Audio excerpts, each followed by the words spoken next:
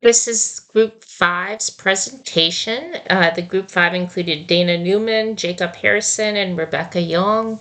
We chose the bank marketing data set, and I'm going to go through the data pre-processing and analysis. So the original data was common separated value in semicolon separation. This was imported. Analysis was done to determine null values, which age, default, and contact had in their data type fields. Information was looked at for the data frames, and the data types were reviewed.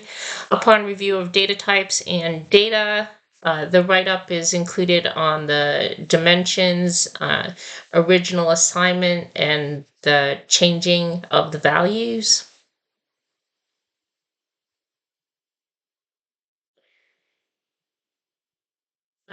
You can see we started with filling of missing values with the age group,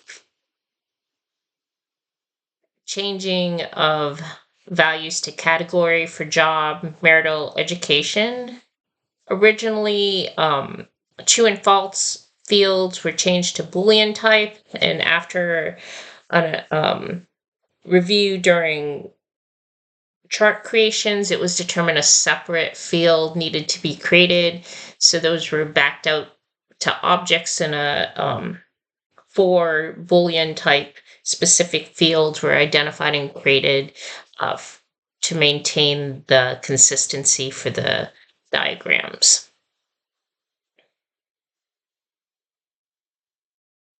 As you can see, we updated the age, so this is showing there's no additional missing values.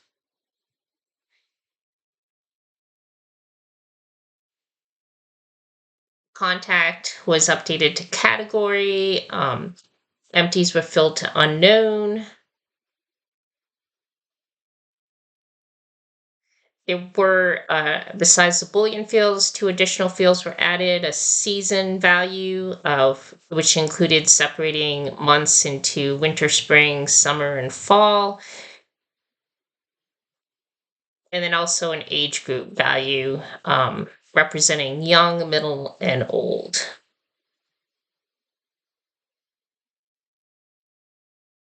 A secondary write-up you'll see in the code markdown is describing updates for testing. It's just written in code in markdown in here for the since the data set was already in use within the group. And that concludes for section 1 of data analysis and updates. My name is Dana, and I will be presenting the data analysis and visualization phase of the project.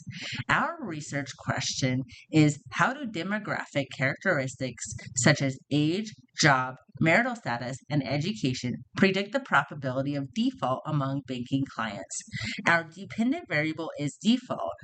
The independent variables we selected are age, job, marital status, and education. I imported pandas and NumPy, then loaded Rebecca's pre-processed dataset. I used the info function to assess column types and data structure. The code separates variables by data type into numerical and categorical. We classified age as numerical. We used numerical variables to analyze central tendency by applying the describe function and transposing the output. Then we added median and mode columns to the summary table. In this data set, the mean age is 41, the median is 39, and the mode is 32. The skewness shows a slight positive skew of age, meaning most clients are younger. We explored kurtosis. Age showed slightly fatter tails than a normal distribution. Next, we moved into visualizations by importing Seaborn and Matplotlib. We plotted the distribution of age by setting the figure size and using Seaborn's hisplot. We chose a specific number of bins and included a line to smooth the data. Next, we calculated the mode of the categorical variables.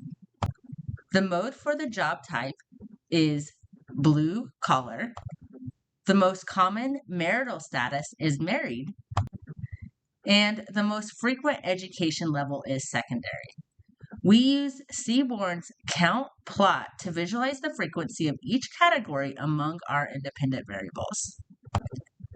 We created a correlation matrix heat map. The results showed no correlations worth noting. We filtered the dataset to include only clients who defaulted, grouped them by age, and counted the defaults. Then we plotted a bar chart to visualize how defaults vary across age groups.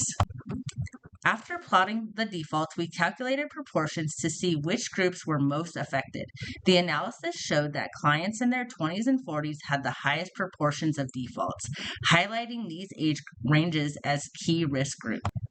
Moving on to defaults by job type, we found that entrepreneurs, the unemployed, and the self-employed had the highest proportions of defaults. Looking at marital status, divorced clients had the highest proportion of defaults, followed by singles. Lastly, we examined defaults by education level. While the proportions were relatively close across categories, clients with secondary education had the highest proportion of defaults, followed by those with the primary education. Thank you. That concludes the data analysis and visualization portion of our presentation. I'll now hand off to Jacob, who will guide us through the final phase of the project. My name is Jacob, and this is part 3, or the data analysis section of Group 5's final project. So in order to choose a model, there's 2 questions that we need to figure out. One is if it's supervised or unsupervised. The answer to that is that our data is supervised. This is because in our data set, we know whether or not someone will default on their payment. Since we know the outcome, our model will be supervised. And since the outcome is either defaulting or not defaulting, it makes it a binary piece of data. It's either defaulted or not. It's 1 or 0. So we need a model that can handle this. Because of this, I chose 3 different models. The first is a logistic regression model. The second is a random forest model that has much more decision trees. And then the third is a calibrated classifier on the random forest model to help make the probabilities a little more realistic. In order to make the models, you can see here that I had to make dummy variables so that the model could interpret jobs and these categorical data pieces. It'll essentially make a column for each job type, marital type, education type, age group type, and it'll set it to 1 or 0 based on what it is. So if they're a teacher, it'll be job underscore teacher, and that'll be set to a 1. If they're not a teacher, it'll be set to a 0. And this lets the model know who is what. Then we simply make the models. We put in the data, we fit the model, we get our probabilities, we set the threshold using the histograms from below.